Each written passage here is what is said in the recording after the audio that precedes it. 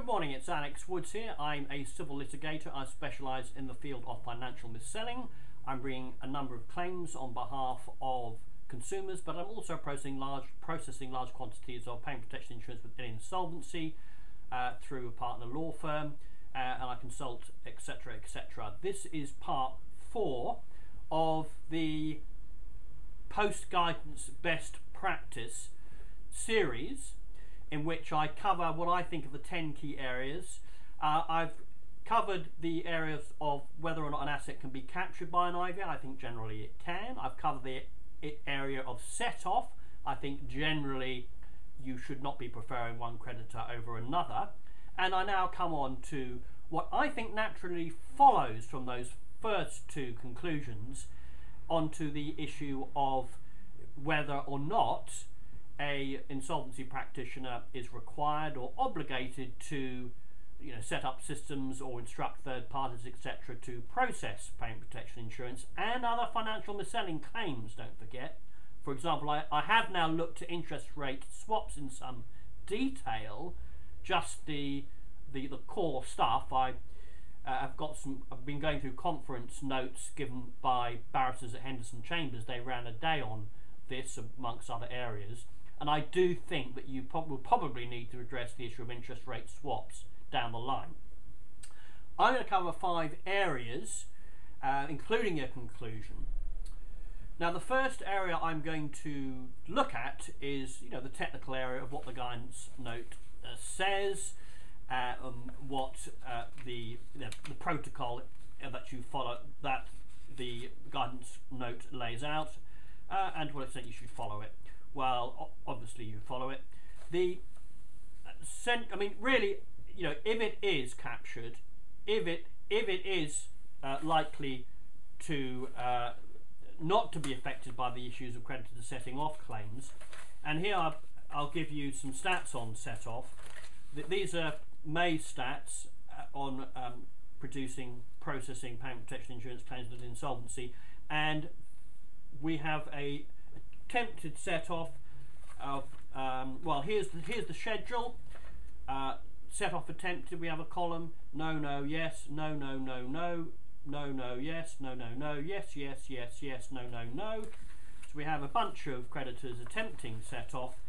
We have a 25% percentage of creditors who attempted to set off claims, and we are finding that if we're reasonably vigorous,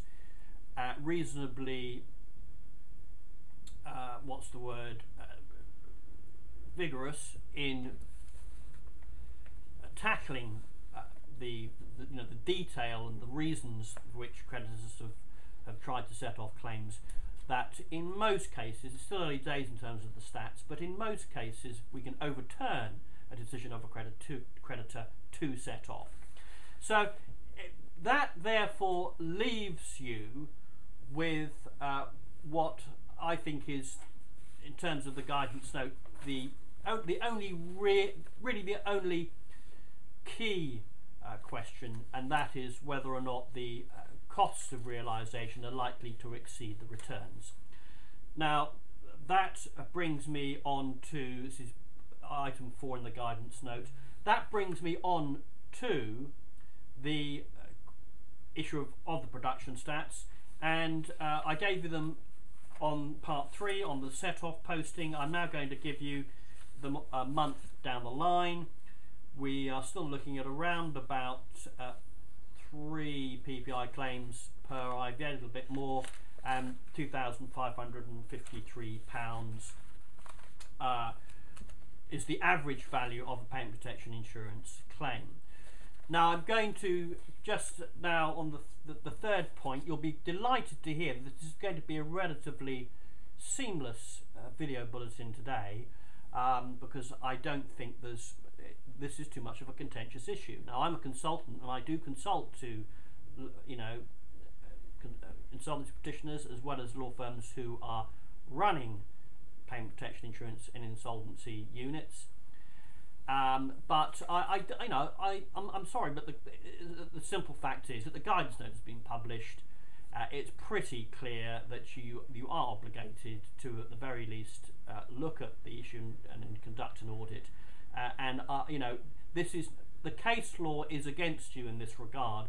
The case law in this area, it's got to be a pretty poor return for you to be able to rely on the excuse that the costs of realisation are likely to outweigh the returns, especially when you consider, and this is something that the guidance note does point out, that many claims management companies and law firms are now are offering this as a no-win, no-fee system. So those are the production stats, and I want to come on to the third point, which is there is an interesting sort of sidebar question here, and that is, to what extent could an insolvency practitioner, this is particularly true perhaps going forward for new IVAs, adjudicate the claim themselves? To what extent can they just say, okay, Mr. Creditor, you've bolted a £3,000 payment protection insurance loan, single lump sum premium loan on top of a £10,000 loan, and plus the interest, which is easily calculable on a fixed term loan, plus the simple 8% to date. Let's just sit down at the beginning of the IVA, or retrospectively reopen the debt that's been proved in the IVA, and let's just between us save the bother and the cost and the expense and the risk of instructing a third party to conduct our PPI processing for us. And don't forget that under the, I don't know, is it paragraphs 52 to 56 of one of the which of the codes of ethics is it? But one of the codes does address the issue of obtaining specialist advice and services, and that you should, obtain, if you're going to make that sort of appointment, you need to be sure of whom you are instructing, and you've got to conduct your due diligence. So, there is an argument, I think, to say that an insolvency petition should just go ahead and adjudicate the claims themselves. Right, well, I'm afraid that I think the problem there is that unless, I suppose, the creditor is willing to concede that every payment protection insurance product that they've sold has been missold, you're going to have a problem, because the simple truth is not all payment protection insurance has been missold. In fact, some clients that I've instructed have asked for their loan to be secured, and if you look down the right hand side of the screen, or the left hand side as you're looking at it, you'll see some case law on Harrison and Black Horse, where the fact that the payment protection insurance product was very expensive is no reason to find it in a consumer's favour. It's not 87% was the commission on quite an expensive lump sum single premium payment protection insurance policy in that case. So the point is that the size, clearly these were exorbitantly expensive products for what they delivered, but that's not a basis for certainly for courts adjudicating on the side of the consumer. So there is a big issue: is it being missold? And I don't see any bank right now, carte blanche, telling the world that every payment protection insurance policy ever sold has been missold. Moreover, where it comes on to the case of credit cards, some people have actually claimed successfully on credit card PPI. I've advised one or two people, look, you claimed on the payment protection insurance policy, your balance wasn't that huge, the PPI wasn't all that expensive, therefore, you clearly if you claim on a policy, in most cases it probably is good evidence that it hasn't been missold. So that's the primary hurdle, if you like, to setting up on your own and coming to an agreement with the creditors about adjudicating these claims.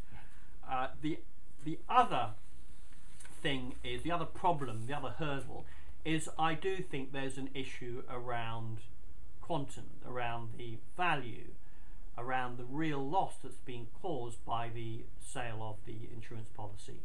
And you should go to, which will give me a call if you like, but I will be posting a video in the nearish future on the issues of compound interest with respect to payment protection insurance claims. I'll dip into the landmark judgment of Sempra Metals on this question.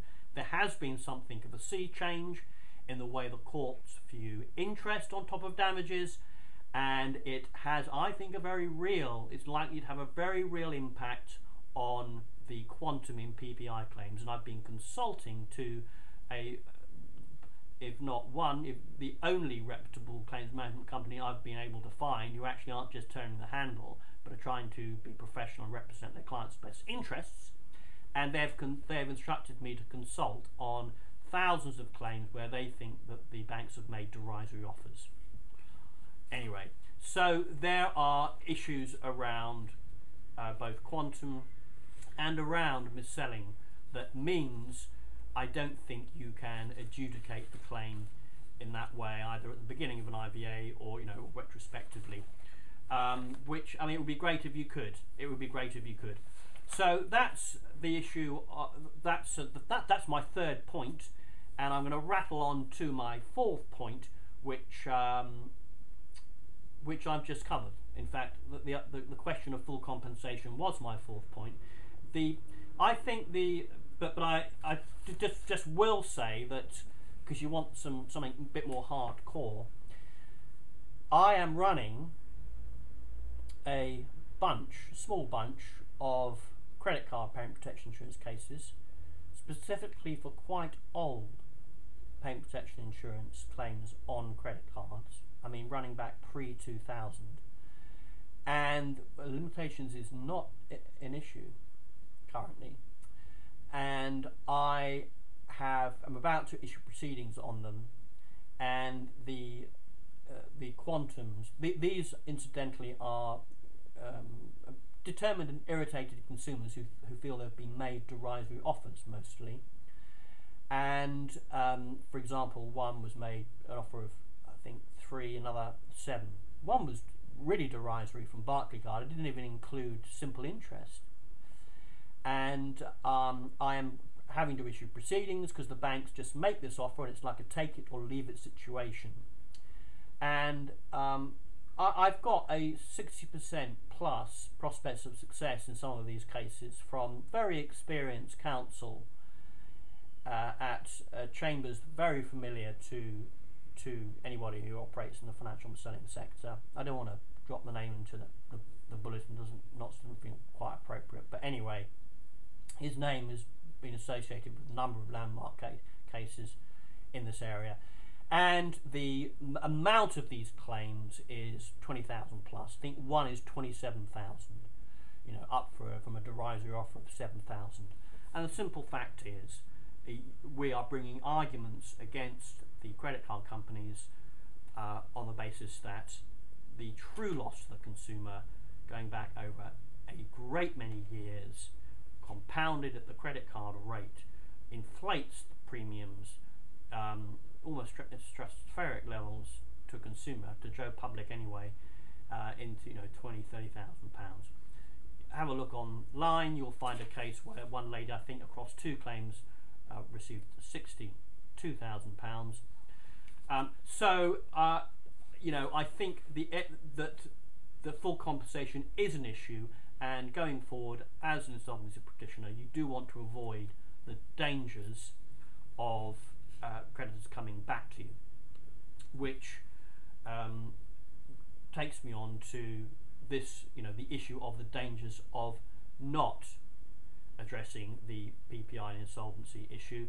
And I can't help but think there will be a number of insolvency practitioners who are approached perhaps by creditors or by debt purchasers, particularly by debt purchasers who've had nothing to do with the mis-sale in the first place, post-completion, where, as I'll come on to in a subsequent posting, there is a greater difficulty in clawing missold PPI into the IVA, and you know, there could be a bum biter or two.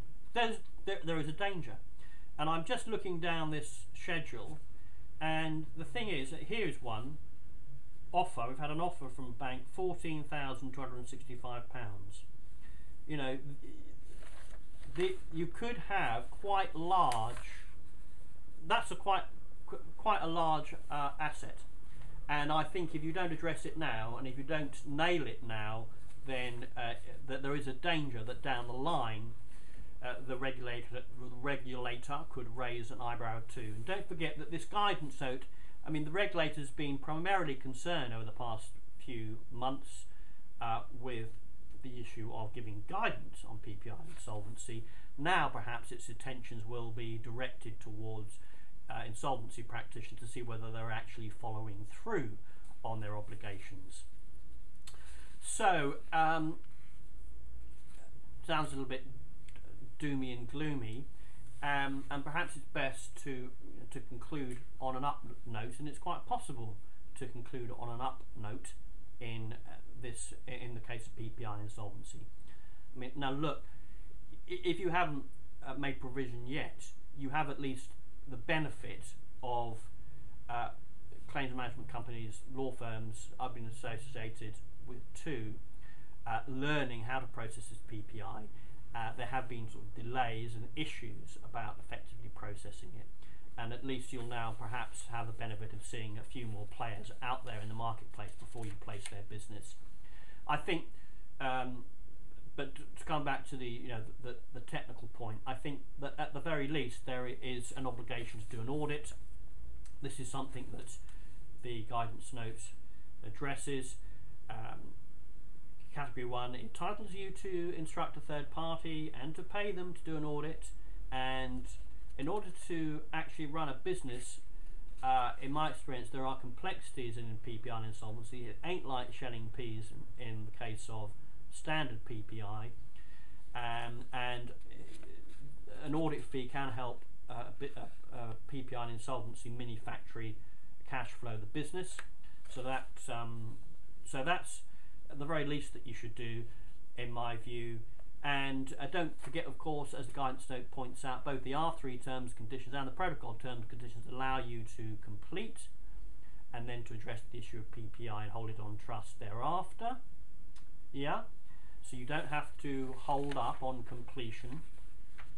And yeah, and as I was mentioning earlier, there are outfits that will do it for no fee. So, you know, I do have an interest, declare an interest in the sector. I do have a small consultancy fee on the basis of turnover, but I also am a solicitor and I'm a professional, and I have issues of reputation, I hope, and personal integrity. And the fact is that you have got to start addressing, at the very least an audit fee, you've got to start addressing PPI and insolvency. There's just too much, there's a danger of there being too much money in it, and you could look foolish post-completion. You know, on the up note, I think that the amounts of payment protection insurance are only going to go up, because I don't think the banks have been paying full compensation. And I also think that the banks are, you know, as time passes, processing things more efficiently and having, you know, hoisted the white flag over the issue, you are likely to get payouts more quickly. So that's my conclusions. I'm pretty clear in my mind that you will have to process payment protection insurance, and that you are obliged to do so. Guidance note isn't quite that categorical, but it's pretty close to being, in my view, to being categorical. So thank you for your time and attention today. The next question is, of course, if you are obliged to process it, then how do you go about processing it? And needless to say, you'll be delighted to hear that I will be covering that subject in just a short while. Many thanks for your time. Goodbye for now.